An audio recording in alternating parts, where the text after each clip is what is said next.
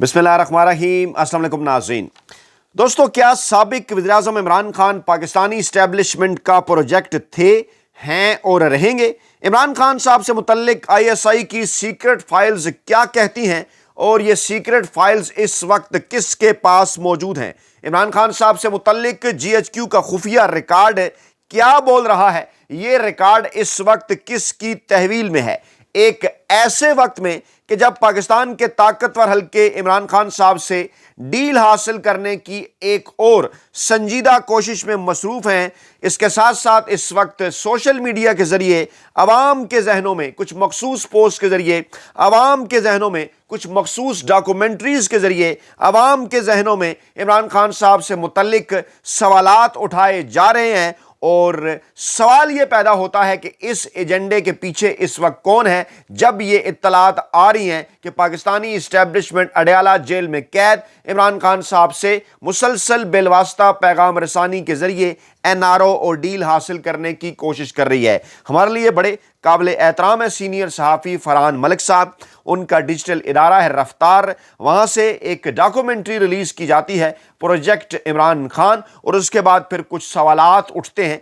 बारी बारी इस प्लेटफॉर्म पर हम आगे चलकर भी उन सवालात के जवाब देंगे, लेकिन आज पहले कुछ अहम तीन हक़ाइक़ हम आपके सामने रखेंगे और जिसका बराह रास्त कंपैरेटिव एनालिसिस आज की इस सूरत हाल के साथ होगा। पहले मैं कुछ हक़ाइक़ आपके सामने रखता हूं। अपने सियासी कैरियर के इब्तदाई 15 सालों में जब इमरान खान पै दर पे नाकामियों का सामना कर रहे थे, तो इस दौरान तमाम मुखालफीन ना सिर्फ उनकी किरदार कुशी करने बल्कि इमरान खान को अनाड़ी और PTI को तांगा पार्टी के ताने देकर खूब मजाक उड़ाने में पेश थे। सियासी मैदान में इमरान खान की मुसलसल नाकामियों को देखते हुए नाकदीन और तमाम तजिया निगार इमरान खान को सियासत छोड़कर कमेंट्री करने, क्रिकेट कमेंट्री के साथ साथ फलाई सरगर्मियों तक महदूद रहने का मशवरा दिया करते थे। लेकिन इमरान खान अपने अजीम ख्वाब नया पाकिस्तान के ताक़ुब में महव सफ़र रहने पर मुसर थे। बिलाखिर 15 साल तवील इंतज़ार और जोहद मुसलसल के बाद 30 अक्टूबर 2011 की शाम मीनार पाकिस्तान के तारीखी मकाम पर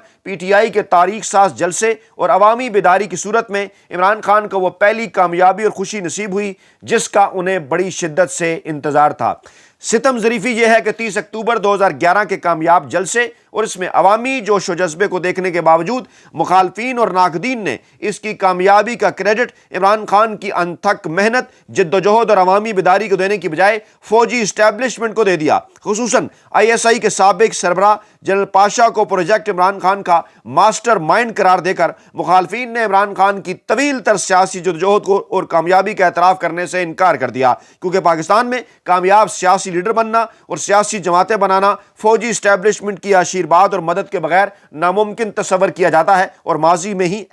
में ऐसा ही हुआ, चूंकि जुल्फ़िकार अली भुट्टो और मियां नवाज शरीफ की सियासी परवरिश और नशोनुमा फौजी डिक्टेटर्स की नर्सरी में हुई थी, इसलिए मुखालफीन और बेशतर नामवर तजिया निगारों ने हक़ाइक़ को यकसर नज़रअंदाज करते हुए इमरान खान को भी जुल्फ़िकार अली भुट्टो और नवाज शरीफ की सफ़ में खड़ा कर दिया। जुल्फ़िकार अली भुट्टो ने अमली सियासत का आगाज़ किसी जमात या अवामी जदोजहद से नहीं बल्कि सिकंदर मिर्ज़ा और जनरल अयूब की खुशामद से किया था, और इस हवाले से पूरी एक तारीख़ है। चाहे आप जस्टिस डॉक्टर जावेद इकबाल की किताब पढ़ें, चाहे जनाब आप जो है वो जुल्फ़ी भुट्टो ऑफ पाकिस्तान पढ़ें, चाहे जनाब आप दीगर जितने भी पाकिस्तान के सियासी तारीख के ऊपर नज़र रखने वाले तजिया निगार हैं उनकी किताबें पढ़ें, वो तमाम यही बात बताते हैं कि भुट्टो एक ख़ास उनका जागीरदाराना माहौल, उनके वालिद साहब की सिकंदर मिर्ज़ा के साथ दोस्ती, उसके बाद फिर रवाने सदर के बावर्ची खानों में पकने के लिए मुर्गियाँ भिजवाना, ये तमाम तर हक़ाइक़ हैं। उसके बाद शिकार का बंदोबस्त सिकंदर मिर्ज़ा, अयूब खान, बिलाखिर सिकंदर मिर्ज़ा ने 1956 का आइन ख़त्म करके उन्हें अपनी काबीना में शामिल कर लिया।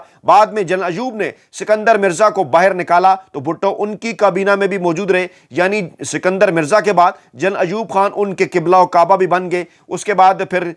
जो है वो आगे एक पूरी तारीख है जिससे आप अच्छी तरह से आगाह हैं कि जब सिकंदर मिर्ज़ा से उन्होंने निगाहें फेरी तो वजह यही थी कि कहीं जनरल अयूब नाराज़ ना हो जाएं, और अयूब खान को भुट्टो साहब अक्सर डैडी भी कहा करते थे। फिर जब उन्होंने 58 में मार्शल लगाया, अक्टूबर 58 में, तो 30 साल नौजवान जुल्फ़िकार अली भुट्टो को वज़ीर तजारत बनाया। फिर 1963 में उन्हें वज़ीर ख़ारजा बनाया, और फिर जब ज़वाल आना शुरू हुआ भुट्टो पर तो उसके बाद بعد جو کچھ ہوا اس نے بھٹو کو پھر ایک لیڈر بنا دیا، اس پر پھر کبھی بات کریں گے کیسے ان کی رائیں جدا ہوئیں اور پھر پیپلز پارٹی کی بنیاد رکھی گئی۔ نواز شریف اپنے والد کی خواہش پر خاندانی بزنس کی حفاظت کرنے اور ترقی کے لیے 1980 کی دہائی میں گورنر غلام جیلانی کی زیر پرستی میدان سیاست میں قدم رکھتے ہیں۔ نواز شریف کی سیاسی تربیت فوجی آمر جنرل ضیاء الحق کے زیر سایہ ہوتی ہے۔ ضیاء دور میں وہ کچھ عرصے بعد پنجاب کی صوبائی کابینہ کا حصہ رہنے کے بعد 1981 میں پنجاب کی صوبائی کابینہ میں بطور وزیر خزانہ شامل ہوتے ہیں اور آمریت کے زیر سایہ 1985 میں ہونے والے غیر جماعتی انتخابات میں میاں نواز شریف قومی اور صوبائی اسمبلیوں کی سیٹوں پر کامیاب ہوتے ہیں۔ 9 اپریل 85 کو پنجاب کے وزیر اعلیٰ کی حیثیت سے حلف اٹھاتے ہیں۔ 1988 مئی میں جنیجو حکومت کو جب ضیاء الحق نے رخصت کیا تو نواز شریف نے اپنی پارٹی سمیت آمر ضیاء الحق کا ساتھ دیا۔ اس وفاداری کے صلے میں نواز شریف کو نگران وزیر اعلیٰ پنجاب بنایا جاتا ہے اور یہ عمل نواز شریف کے جنرل ضیاء الحق سے قریبی مراسم کی نشاندہی کرتا ہے۔ پھر سانحہ باولپور کے بعد جن لوگوں کی زبان پر مرد مومن مرد حق ضیاء الحق کا نام تھا، ان میں میاں نواز شریف بھی شامل تھے۔ فیصل مسجد کے احاطے میں ضیاء الحق کی برسی پر برسا برس وہ یہ بات کرتے رہے کہ بھٹو کا نظریہ دفن ہو چکا ہے، ضیاء نظریہ زندہ ہے۔ ضیاء الحق کے مشن کو جاری رکھنے کا انہوں نے اعلان کیا۔ محترمہ بینظیر بھٹو کی بات کی جائے تو وہ بھی سیاسی مصلحت سے کام لیتی رہیں۔ اسلم بیگ کو تمغہ جمہوریت سے نوازنے کے پیچھے یہی مصلحت کار فرما تھی کہ اقتدار بچا رہے۔ پرویز مشرف کی آمریت کی پیداوار کاف لیگ، چودھری پرویز علائی، چودھری شجاعت، ان کی آپ کو ہسٹری یاد ہے، بار بار وہ مشرف کو وردی میں صدر منتخب کرنے کا اعلان کرتے نہیں تھکتے تھے۔ زرداری صاحب کو تو مفاہمت کا بادشاہ کہا جاتا ہے۔ بی بی کی موت پر انہوں نے کاف لیگ کو قاتل لیگ کا نام دیا۔ پھر اسی قاتل لیگ کے رہنما چودھری پرویز علائی کو ڈپٹی وزیر اعظم بنایا۔ پھر جناب آگے پوری ایک تاریخ ہے، جنرل کیانی کی مدت ملازمت میں توسیع اور باقی سارے معاملات۔ اب اگر بات کریں عمران خان صاحب کی، حقائق یہ ہیں پاکستان کی 78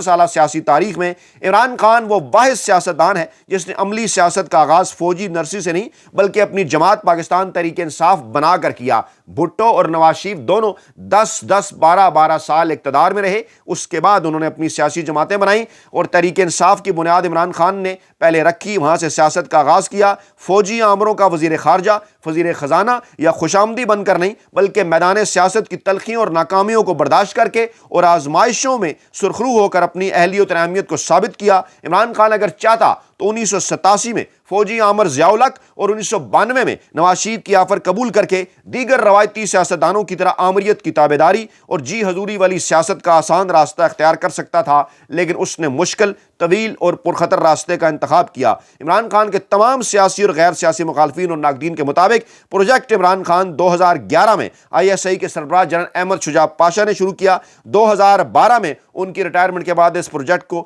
زیر الاسلام نے آگے بڑھایا اور نواز شریف کی حکومت کو نکالنے کے لیے عمران خان کو استعمال کیا۔ عمران خان کا 2014 میں اسلام آباد کی طرف مارچ اور پھر ڈی چوک میں دھرنا ISI کا منصوبہ تھا جو فیل ہو گیا۔ یہ تمام عمران خان کے ناقدین کہتے ہیں اور پھر یہ کہتے ہیں کہ زیر الاسلام کی ریٹائرمنٹ کے بعد عمران خان کی فائل بند ہوگی، لیکن یہ فائل قمر جاوید باجوہ کے آرمی چیف بننے کے بعد دوبارہ کھل گئی، جنہوں نے 2018 میں عمران خان صاحب کو دھاندلی کے ذریعے وزیر اعظم بنوایا۔ یہ عمران خان صاحب کے اوپر الزامات لگائے جاتے ہیں، لیکن حقائق کیا ہیں؟ تجزیہ نگاروں اور عمران خان کے مخالفین اور ناقدین کے مطابق پروجیکٹ عمران خان کے مختلف اغراض و مقاصد تھے، یعنی پاکستان میں آئینی سیاسی اصلاحات لانا یا پارلیمانی سے صدارتی نظام کی طرف لے کر جانا۔ پرویز مشرف کے دور آمریت میں جب پیپلز پارٹی اور نون لیگ کے درمیان طے پانے والے میثاق جمہوریت کے باعث سے پاکستان نے 2013 میں پہلی مرتبہ سویلین حکومتوں کے درمیان اقتدار کی پرامن منتقلی کا مشاہدہ کیا تو اپنے اثر و رسوخ اور طاقت اور قوت کو خطرے میں دیکھ کر فوج نے پیپلز پارٹی اور نون لیگ کے خلاف عمران خان اور اس کی جماعت کو سپورٹ اور پروموٹ کرنا شروع کیا۔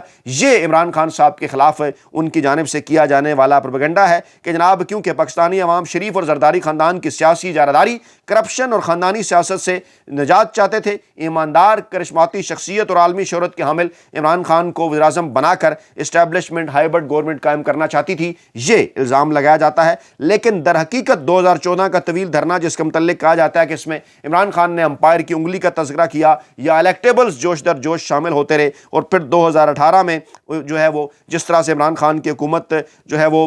بنی، اس قسم کے مفروضوں کو سچ ثابت کرنے کے لیے وہ یہ تمام چیزیں سامنے رکھتے ہیں۔ لیکن حقائق یہ ہیں کہ بلا شبہ یہ ایک مسلمہ حقیقت ہے کہ پاکستان میں طاقتور فوجی اسٹیبلشمنٹ کی مدد اور منظوری کے بغیر حکومت بنانا اور کامیابی سے چلانا ناممکن ہے، لیکن اس کا قطعاً ایک مطلب، اس کا یہ مقصد نہیں کہ آپ اگر ایک جگہ کھڑے ہوئے ہیں، آپ کے پیچھے آ کر اسٹیبلشمنٹ کھڑی ہو جائے، آپ کو سپورٹ کرنا شروع ہو جائے تو آپ اپنا نظریہ چھوڑ دیں اور کہہ دیں کہ نہیں جناب کیونکہ اسٹیبلشمنٹ میرے پیچھے آ کے کھڑی ہو گئی ہے اس لیے میں راستہ بدل رہا ہوں۔ عمران خان یہاں تک اپنی طویل تر جدوجہد کے نتیجے میں پہنچے اور ایک پوری اس کی آپ دیکھ سکتے ہیں، اس کی ایک پوری تاریخ ہے۔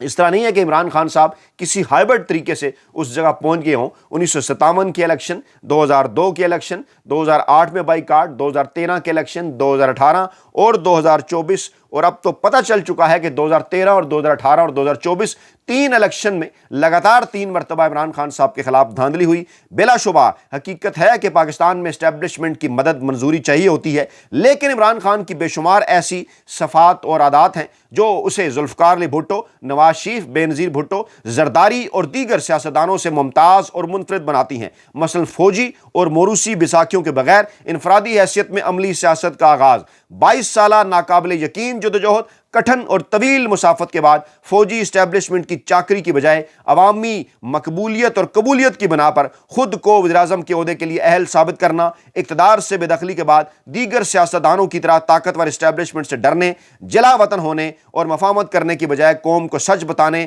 حقیقی آزادی کی جدوجہد کرنے، اس حقیقت کا مظہر ہے کہ خان اسٹیبلشمنٹ کا پروردہ نہیں بلکہ پیدائشی لیڈر ہے۔ اچھا، اب لوگ کچھ ذوالفقار علی بھٹو صاحب کی بات کریں گے اور کہیں گے جناب بھٹو صاحب تو پھانسی چڑھ گئے، تو بتانا ان کو یہ مخصوص ہے کہ حقائق، تاریخی کتب کا مطالعہ کریں، خاص طور پر سٹینلے ولپرٹ کی زلفی بھٹو آف پاکستان، جس میں وہ یہ دعویٰ کر رہے ہیں کہ بھٹو صاحب تو جیسے انہوں نے جنرل ایوب کے ساتھ ڈیل کی تھی، جیسے انہوں نے جنرل ضیاء کے ساتھ ڈیل کی تھی، ویسے ہی وہ جنرل ضیاء الحق کے ساتھ بھی ڈیل کرنا چاہتے تھے کہ ہم دونوں مل جل کر حکومت کرتے ہیں۔ وہ بہت کچھ انہیں دینے کو بھی تیار تھے، اس کے بدلے میں اقتدار لینا چاہتے تھے، اور لیکن انہیں کہہ دیا گیا کہ قبر ایک ہے اور بندے دو۔ اس کے بعد پھر معاملات جس طرح سے آگے بڑھے وہ آپ کے سامنے ہے، کیونکہ ضیاء الحق صاحب خود ان کے ساتھ کسی قسم کی کوئی ڈیل نہیں کرنا چاہتے تھے۔ یہ تاریخی حقائق ہیں۔ 9 اپریل 2022 کو رجیم چینج آپریشن کے بعد تمام حالات اور واقعات یہ ثابت کرنے کے لیے کافی ہیں کہ عمران خان اور پاکستان تحریک انصاف کی مقبولیت اور کامیاب جلسے